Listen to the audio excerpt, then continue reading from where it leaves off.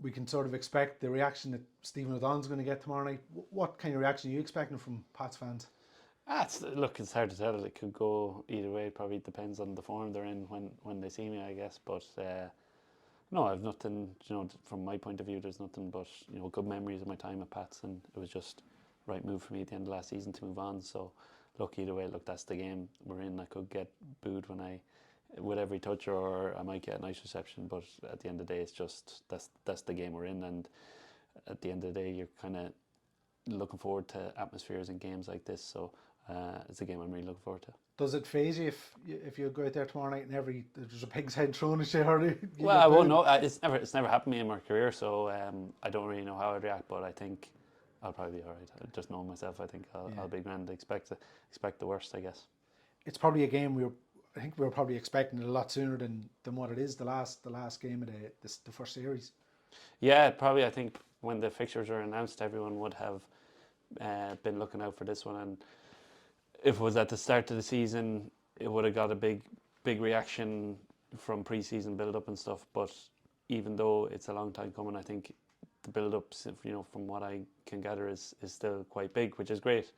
And there's a lot of games of the league that pass by without any build-up, so things like this are good overall for the league. Yeah, it's obviously in television as well, which will add an extra sort of dimension to it. Yeah, all eyes on it, and great opportunity for our lads to show what they can do, and hopefully we usually bring a good travel and support down to Inchicore, so even though it's not on TV, I'm sure that won't be, or it is on TV, it won't be affected. What have you made of Pats this year?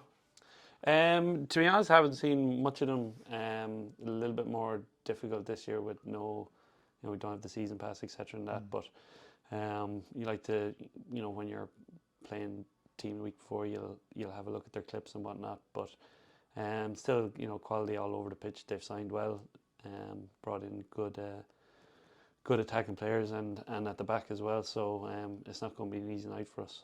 The likes of Dara Burns, obviously Chris Forrester, the real two real quality players that they've sort of kept in the squad this year. Yeah, they're two real talismans. The people going down tomorrow to Richmond to watch the game. Pats fans will be going down to watch the two of them in particular. So we know their strengths, and they're both very dangerous players. So we'll have to be mindful for them. I suppose from our own point of view, Robbie, it's important to build on a very good performance last week against UCD. Yeah, it was a great result, and I think first half especially we really strangled them in the game, and even going back over the footage from the game, the management and the staff really happy with our application to what they want from us, and even sometimes when you're on the pitch it can be difficult to pick up on what everyone else is doing, but when it's highlighted that all the team are doing the right movements and getting the right shape and positions on the field, which the management are happy with, it's great to see, and it gives us a lot of belief that if we have the same application now tomorrow night and going forward, that we'll be very successful. At both ends of the pitch, two goals conceded in the last six, and both of them are penalties. That's a really encouraging statistic when you consider that Nathan's a new goalkeeper. Mark Conley and Andy Boyle haven't played together. Lewis is new to the league, and Darrell Lee's only coming back. It's a really good sort of base to build on. Yeah, and it's a good quality to have. I think we drew a lot of games in the first series of games, but I think if you look at those games, there are not many. If you were gonna go either way to which team were more likely to win the game off, it would have been us. I don't think there's too many of the games that we drew that you look back on and think, oh well, we're actually lucky to get the draw. We were unlucky not to win more so than that. So that's probably a good barometer for the next round and the round after that fixtures, if we can turn those draws into wins. And as you said, the only game we've lost this season is a penalty and a 1-0 defeat, and before that the penalty against Shells. So overall I think it's a good starting point for us to build on. And on the other side, the amount of chances that we created last week, none more so than yourself.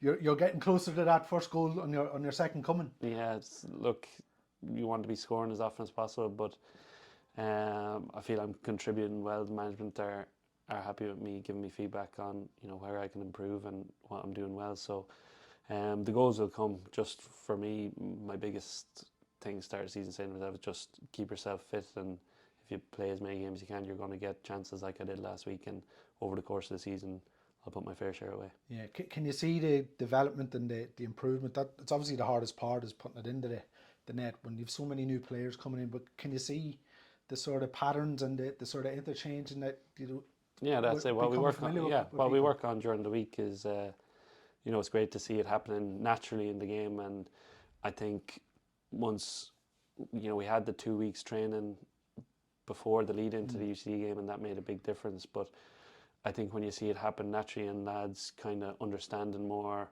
what's required to help the team, you get a good feeling off that as well. Yeah, it's a big game. Never mind all the sort of noise that's going around it. If we look at the table, if we beat them tomorrow night, we go above them, and then we've obviously Sligo and Shamrock Rovers in the next couple of weeks. Teams that are above us. If we can go on a run now, it really lift us up the table. Yeah, definitely.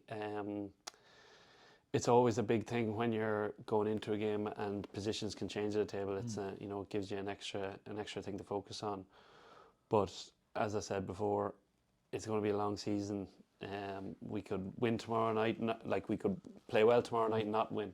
We could play crap and get 3 points, but it is a long season. We'll be doing well to beat Pats 4 times out of 4 over the season. So just once you're in your head-to-heads, like against Sligo and Shells, or Sligo and Rovers, we've drawn those games. Once over the course of the season you win your head-to-heads over the course of the season, that's where you're going to make hay. It's so congested, isn't it? Even we're coming to the end of the first season series of games, and even the results over.